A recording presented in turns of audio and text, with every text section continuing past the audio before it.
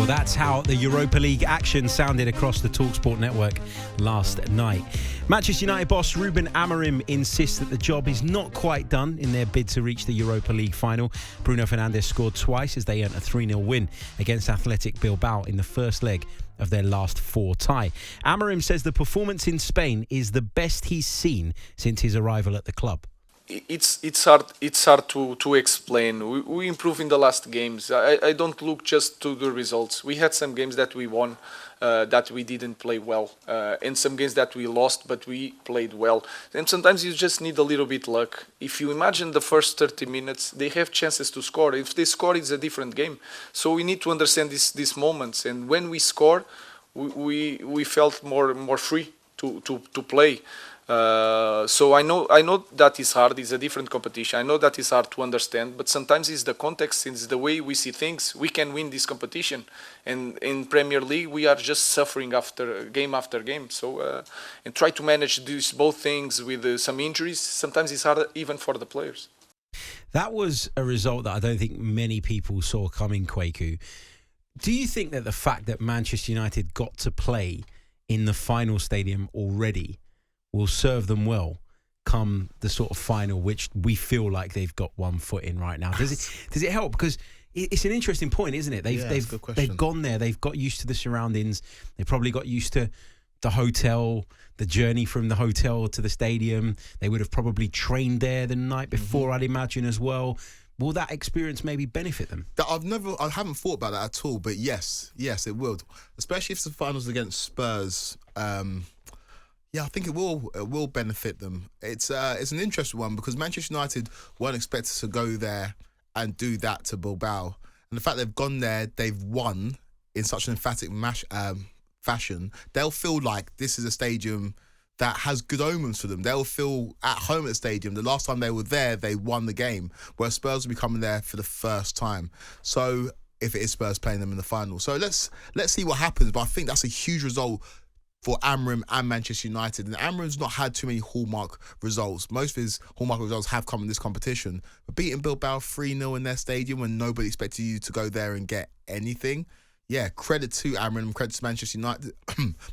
But they keep on doing this though in Europa League. They keep on surprising people, and players who maybe aren't showing their best form in the Premier League seem to be able to turn on in the Europa League. It's an interesting conundrum they've got, and I just think this season has been an example of compartmentalisation. We've seen it with Arsenal, we're seeing it in Manchester United and Spurs. For some reason, these teams can turn up more in these European competitions, which is strange. It is strange indeed, but it did feel like a night that went perfectly for Man United in so many ways. I mean, the red card, was it a red card? You give a red card and a penalty there? I barely give a penalty. Barely give a penalty because there was one, I don't know if it was in the second half or in the first half, which was more of a penalty, but the ref doesn't give it. And I just think the red card is so harsh. You ruin the spectacle of the game. I know the referees and the officials are there to officiate it to the letter of the law, but there was no need to give a red card in that situation. I don't think Man United would have been aggrieved if they didn't get a red card, or the Bilbao player didn't get a red card. I just feel like that was unnecessary, and it changed the whole game. Man United scored that goal, and yeah, they were off to the races with a great performance. I mean, I've lost track of what the law says these days because, we used to hear about the kind of double jeopardy thing, right, where if you give the penalty, you don't give the red card as well. And that felt sensible and fair. But to be honest with you, I don't know what the law says nowadays, but I do feel like the penalty was punishment enough. But Harry Maguire turned into a prime right winger, which was incredible. The memes are killing me. Twisting, turning, delivering pinpoint crosses. I mean, if anything summed up what a great night Manchester United were having, I think that was it. It's insane the amount of lives that Harry Maguire has got. It's insane the amount of clutch moments. If you're to do a compilation of Harry Maguire's career at Manchester United, you'll have a lot of gaffes, you'll have a lot of mistakes, but you have some incredibly clutch moments in that compilation. Case in point, the moment against Lyon in the quarterfinals where he scores the last-minute winner. That cross was absolutely brilliant. It wasn't just the delivery; it was the twisting and the turning of the defender and then getting it in there. It was incredible from Harry Maguire, and he's a player that signed a contract extension not long ago. thinking that maybe Manchester United sell him on in the summer for money.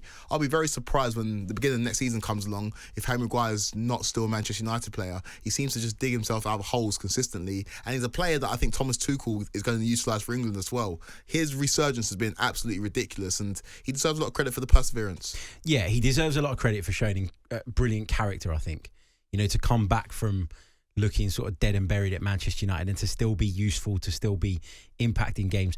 I've never thought Harry Maguire was ever as bad as he was made out to be, but I also never thought he was as good as he was made out to be when he went through that period where he was this £80 million defender and everybody was waxing lyrical about him. The truth was always somewhere in between with Harry Maguire. And I think now that the level of expectation has come down again, I think maybe people can appreciate what he does for the team and what he brings to the table. Yes, there is going to be an error in there. There is going to be a bit of clumsiness at times because that's what he is, I think. But you're right to highlight that.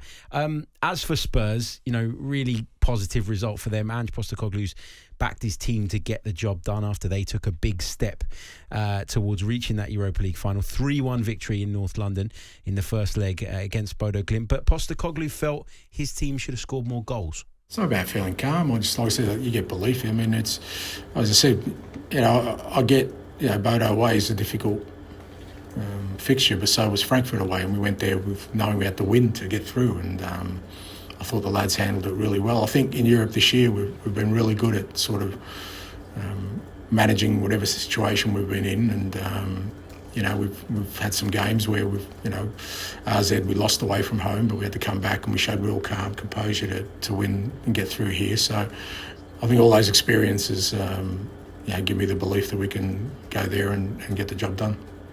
Just very quickly on this, because we're going to cross over to Newmarket in a minute and we can discuss this a bit more later on. How much of a percentage do you give Tottenham in terms of their chances of making it through? Are they 90% through, 95% through? 100% through, in your opinion? How close are they now to being in the final? I think you had it right at 90%. There is always an element, if Bodo Glimt to get an early goal, then it could change the dynamic of the game. But I think Spurs are as good as through. Conceding that goal, though, it does make it a little bit interesting. It does indeed. It does indeed. The plastic pitch, I think, is a factor, I think people underplay that sometimes. I think it is very, very difficult. They played on plastic pitch earlier this season, though, against Tamworth, didn't they, in the FA Cup? Was that this season? Yeah, it was this season. I can't remember if it was this season or last season. Was it this season? Yeah. Regardless, I mean, plastic pitch is different, isn't it? Yeah, yeah. And Tamworth and Bodo, I don't know. Yeah. You can struggle with it. You can struggle. They did struggle against Tamworth, didn't they? They did. It wasn't a great performance. It extra time. Yeah, there you go. That says it all. You are listening to the talkSPORT 2 social with William Hill, who are offering price boosts every Saturday until the end of the season. 18 plus, begambleaware.org. After the break, we're going to start with our 3 to watch. And we'll start at the Emirates, where Arsenal take on Bournemouth. On AM, on DAB, via the talkSPORT app and on your smart speaker. talkSPORT.